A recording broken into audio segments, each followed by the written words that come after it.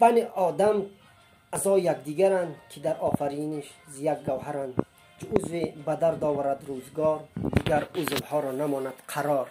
تو که از مهنت دیگران بیغمی، نشاید که نامت نهند آدمی. درود و سپاس خداوند بر شما باد برادران اهل تاجیک.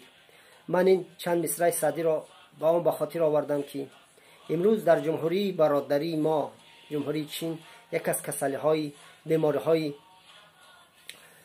گریپ ها یا اینکه ویروس که به نام روسیش کرونا ویروس یا نام عمومی جهانی شای نام دارد، در اون بیماری مردم غم دارند، مردم تمام جهانیان همدردند با چین، ولی ما مسلمان ها، ما تاجیک ها خصوصا خرسندیم که گویا با آنها خداوند نشان داد.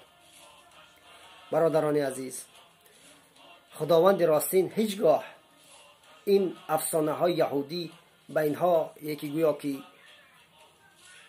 جزای عیسی را از موسی گرفتن یا اینکه اونها اویگورها را جزا دادن، با این خاطر خداوند اونها را جزا داد. این البته افسانه است. خطای این بود که اونها بسیار گوشت حیوان میخوردن و از گوشت حیوان این بیماری به آدم گذشت. این یکمی بیماری نیست که از گوشت حیوان به آدم میگذرد. ما به خاطر دادیم چند سال پیش گریپ پرنده یعنی پتیچ گریپ پیدا بود. او چی خداوند به مسلمان نشان داد؟ سوینی گریپ بود، این هم از حیوان گذشت.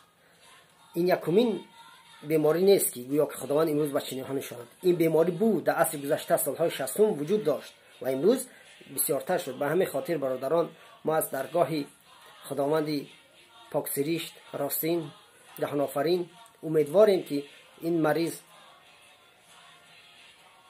تبابت خود را بیابد و خیر برادران، سخن بسیار در امان خدا.